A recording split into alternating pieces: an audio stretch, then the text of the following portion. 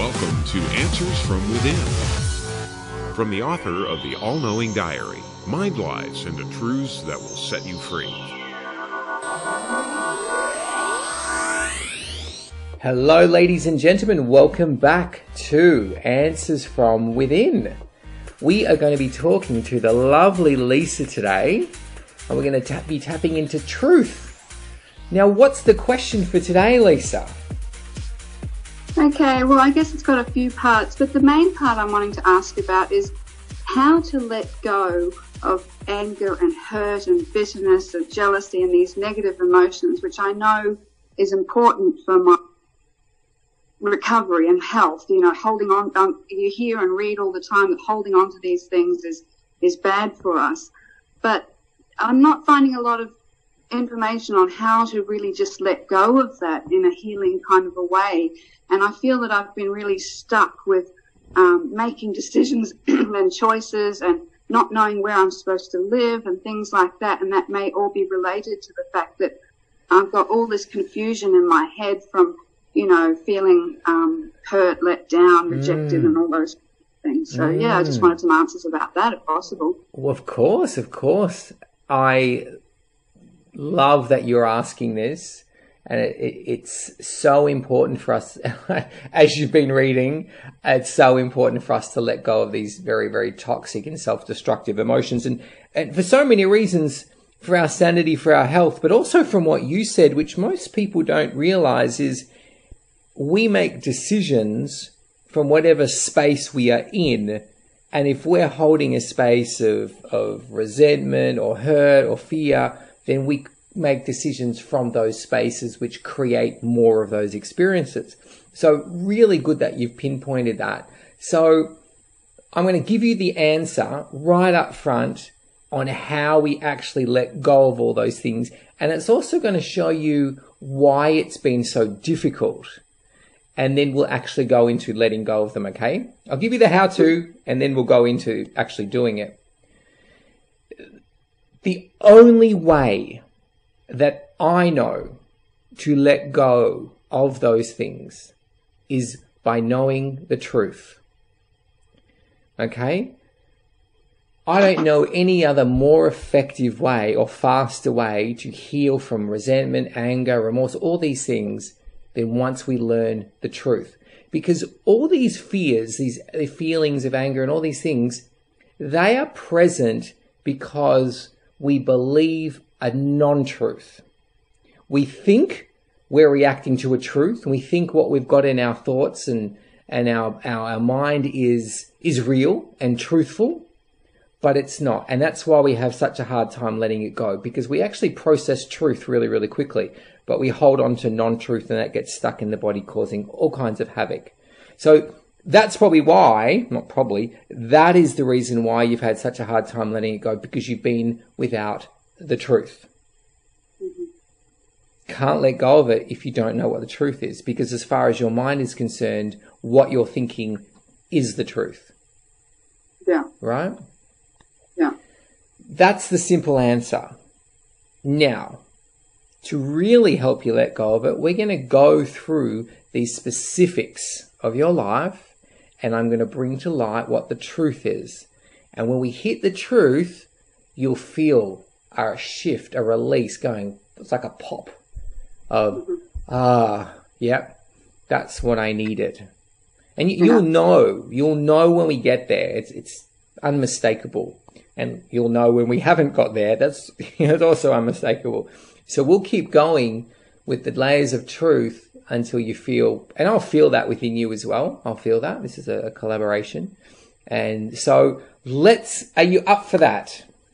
Absolutely. Let's go. Now, do you want to give me a specific circumstance that you want to deal with, or do you want me to kind of have a look and see what truth I can feel? It might be faster if you narrow it down a bit, but sure. I can go either way with you. I'm good either way. Actually, it's interesting because even, you know, between me organising to talk to you and actually us talking, in fact, last night, I got an email back from my father, who I haven't seen since 1995. And we got on great, everything was awesome, until suddenly I got shut out of his life for no apparent reason. And I've tried, he's never met my son and my daughter, and we were going to organise a road trip. We thought we'll just go visit him. And he just basically said, no, he doesn't want that. And that, it's been a bit hard to handle that. I've had, other family members also sort of cut me out of their lives, which I find difficult to understand why. Okay. But yeah, family stuff mainly. Family stuff. Are we dealing mainly father stuff, mainly family? Well, let's just see what comes up, okay? Yeah. I just want to start with these situations. You know how we feel hurt and we feel rejected and unloved and abandoned. It's never the truth. That's never what actually happened. And that's exactly why we feel so crap.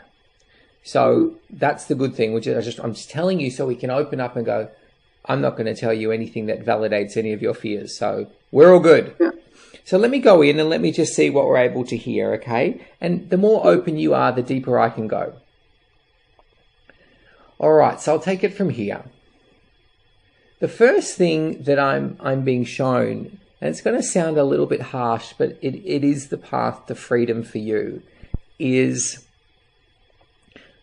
the more we reject ourselves, the more painful it is when we're around other people that are also rejecting themselves.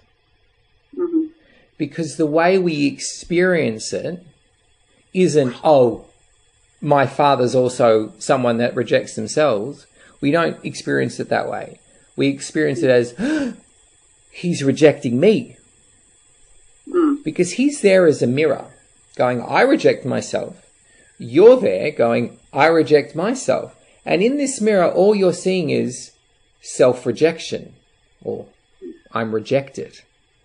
Now, that is incredibly painful, because the last thing that you want to feel, and it's fair to say it's literally the last thing you want to feel in your life, is that I loathe and reject myself. Now, this is what all these people in your life, this is the common theme. They're all mirroring up that you see some kind of flaw in you that's worthy of not being loved. There's something in me, and we're going to go into detail, that's just not lovable, and I'm going to reject myself for it. Mm-hmm. So what ends up happening is, as we're moving through life, rejecting ourselves, we live in a very compassionate universe that says, well, oh, I can't let this continue. I need to show her some way. So the way the universe is created is that you experience what you imagine about yourself as a way of healing it. So you're going to keep meeting people and being in all these different circumstances to show you you're still rejecting yourself, Lisa. You're still rejecting yourself. You're still rejecting yourself. So that's the common theme that's happening. And it's a very painful experience, because, like I said, it's like the worst thing to think about ourselves. Mm-hmm. Do you understand what I'm saying? Yeah, absolutely. Yeah. Okay. Yeah. So again, very, very difficult, if not virtually impossible, to let go of all that rejection and fear until you get to the truth about why you are rejecting yourself. You know, and it's the same kind of thing. You always hear people say, oh, I'm offended by that, or I'm offended by this, I'm offended what this person says.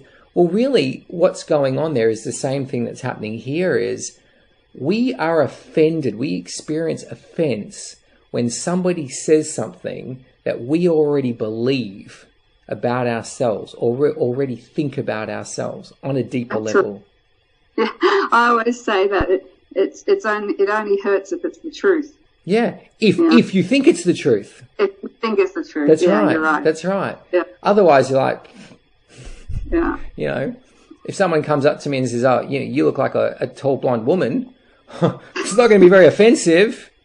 I don't think that on any deep level. You know, yeah. But there's things that people can say that you'll be highly offended by, because on some deep level, Oh God, Yeah. I already think that about myself, and that's all that person's done is show that up. So it's the same thing that's happening here. Yeah, you're right. So what I want to do now is get rid of this self-rejection. Mm. And we're going to have a look at that. You ready? Sure. So just kind of take yourself into a nice relaxed space, being open, because your blockages have just come up at the mere thought, uh-oh, what's he going to see in there? Is he going to confirm what I've always believed about myself? That's the blockage. Boom. And you just need to know, no, I'm going to completely invalidate what you've always believed about yourself. And this is a good thing. So let's have a look at that. You be nice and open. I'll help you with that a bit. You're very safe. It's all good. This is why you've called me. You want to be free from this.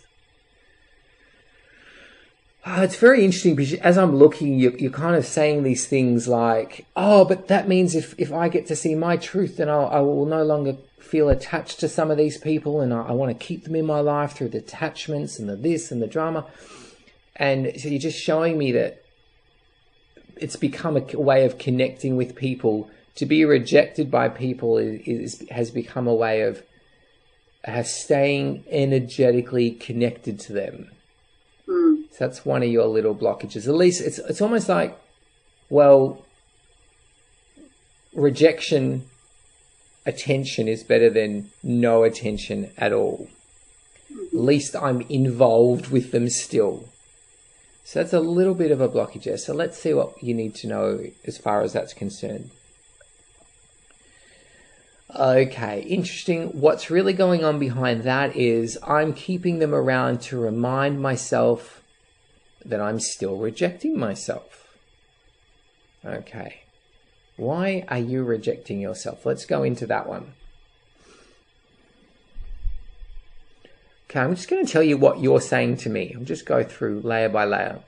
First thing you're saying to me is, I was born different. I wasn't born lovable, immediately lovable like other people. I was born analytical. I wanted to analyze my world. I wanted to look at it, observe it. And you're saying to me that people found that odd.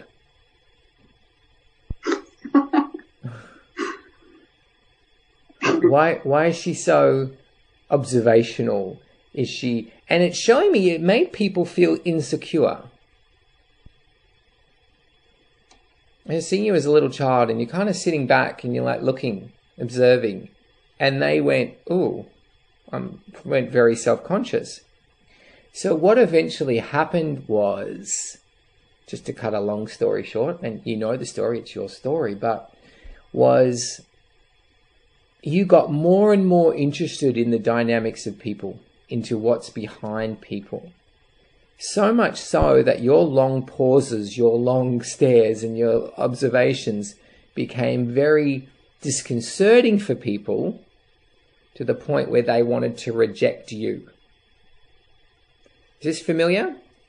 Mm-hmm. Yeah. So they went, she's making me feel very insecure. I reject her for that.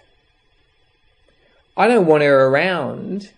She's alarming. I'm very uncomfortable around this child.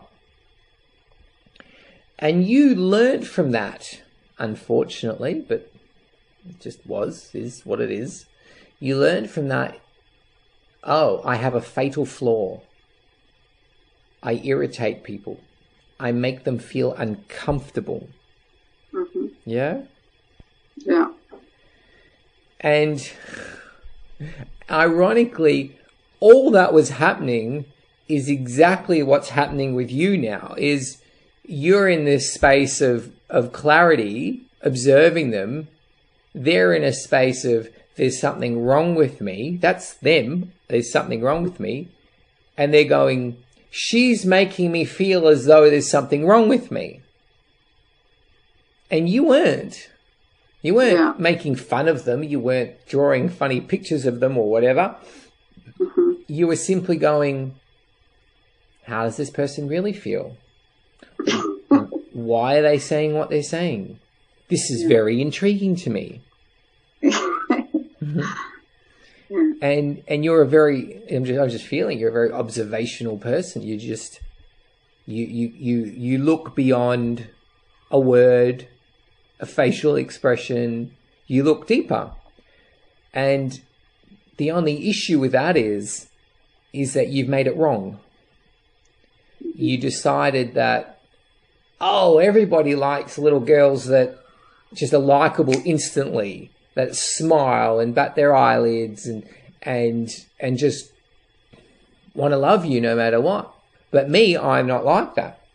I like a certain space between myself and people, and that gives me, you're showing me, it's interesting. You're showing me this image of you, a person, and in between is a big bubble. You know, like you blow a bubble with soapy water.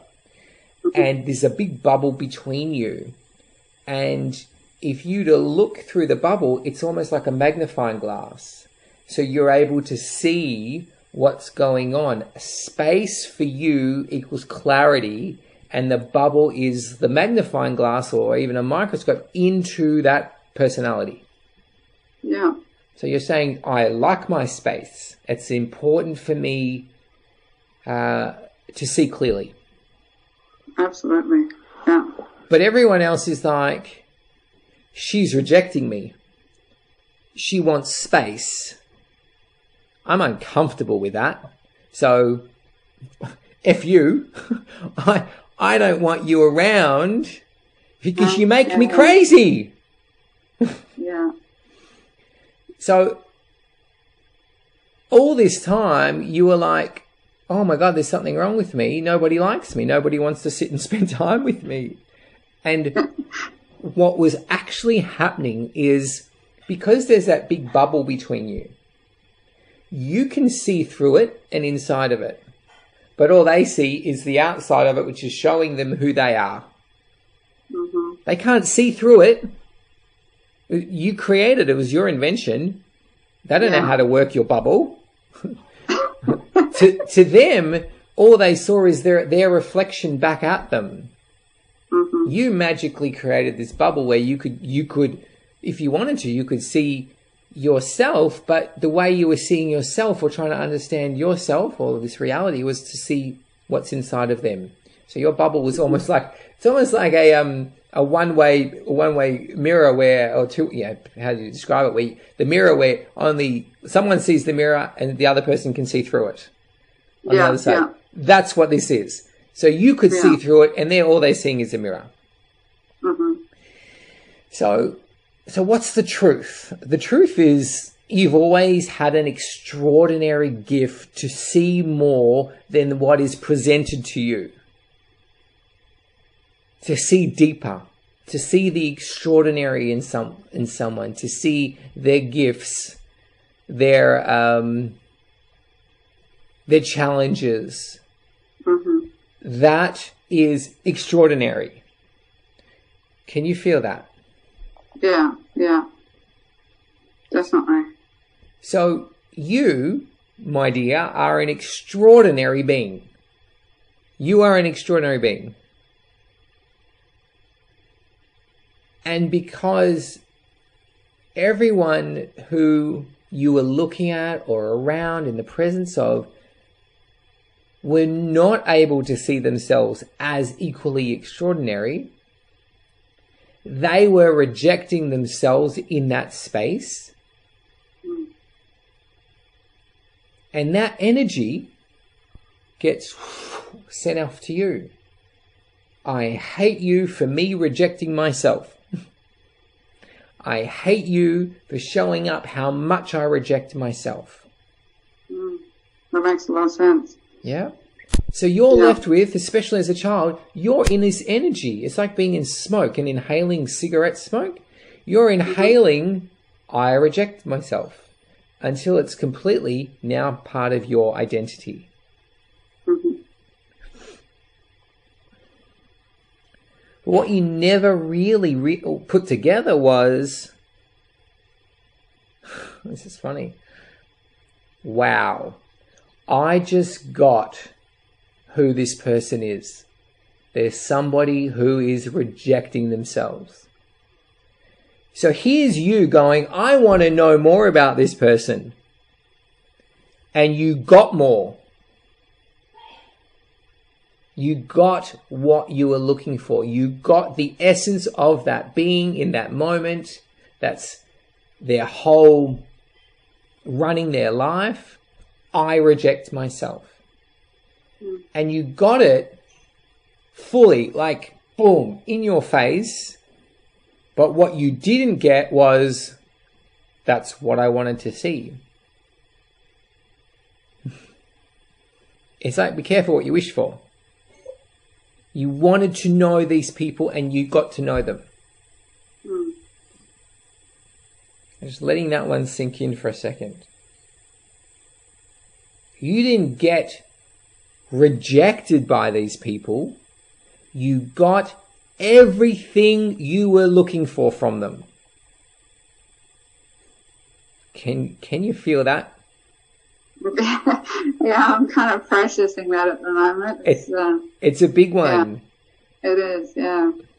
I'm going to say it again nice and slowly, just with the intention that you can integrate this. You were thinking, oh my God, I'm being rejected. Therefore, I'm not good enough for them. They're feeling their own self-rejection. You're wanting to know who they are. They then essentially open up and show you, here, I'm somebody who rejects myself. There you go. Happy? And you're like, bang, wasn't ready for that. So you were thinking, I'm not so powerful, I'm a bit weak, I'm a bit unwanted. In truth, you were so powerful, you got what you wanted loud and clear. It's like Superman with his X-ray vision going, oh, I want to see what's behind that wall. Bang. Kryptonite. Shit. I wasn't ready for that. It's not what I was hoping for in that moment. Yeah. So you, mild-mannered Clark Kent, sees through, gets the kryptonite, and has been carrying that around your whole life. Yep. And it became so, I guess, contagious that you've been walking around going, hey, I'm someone who rejects themselves too. I'm someone who rejects themselves. And this is it. So what we now need to do is have you let go of that whole kryptonite, that whole necklace you're walking around with. And the way to do that is, let's have a look, if you're open, is the realization, I don't need to feel, so listen very carefully, okay? I don't need to feel everything somebody else feels to understand myself.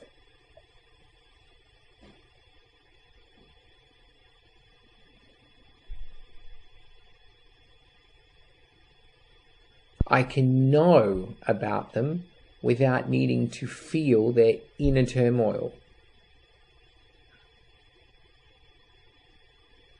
There was this cross kind of wiring of, to know somebody is to know myself. And there's truth to that. But where you went a little bit into the detriment was, I need to gobble them all up in order to know them, in order to know myself. So the belief there is, I have to be one with everybody to be truly one with myself. That's the belief. It's not a truth.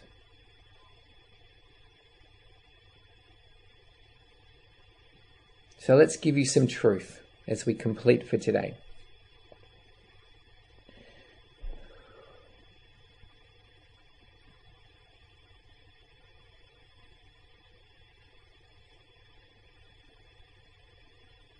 Truth is this: I was never meant to know people to study myself.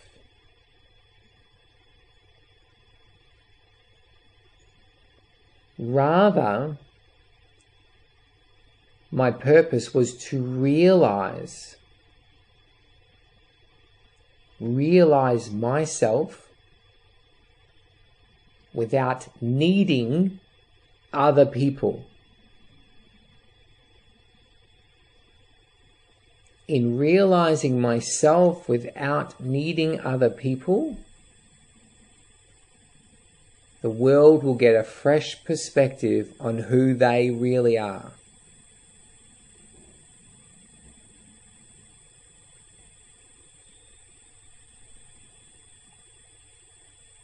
It wasn't about being with other people, needing other people, just realizing myself. Because here you were as this extraordinary, clear child. What, pray tell, would you need other people for? Can you get that for a second? You're this crystal clear being. That's the goal. To be a crystal clear being. You were that in the beginning. Yeah. You didn't need other people to show that up for you, even though they were showing that up for you. But things got a little bit chaotic. So the realization is, I'm already that. I'm already that what I always wanted to be. I just thought I needed other people to get there. It's not always the case that we come onto this earth taking the usual path of using relationships to heal things, or certain situations, dramas, illness, business to do or grow.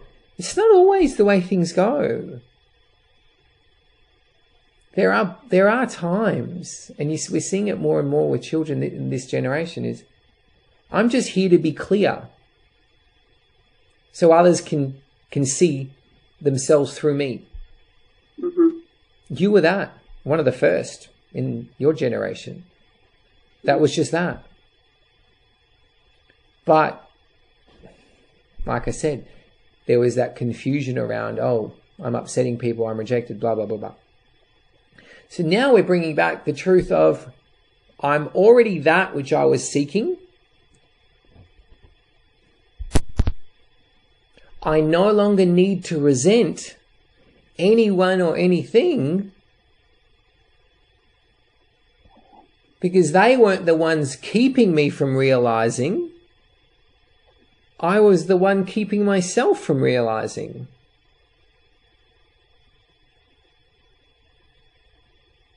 And now I can return to truth and just be still. The stillness of me.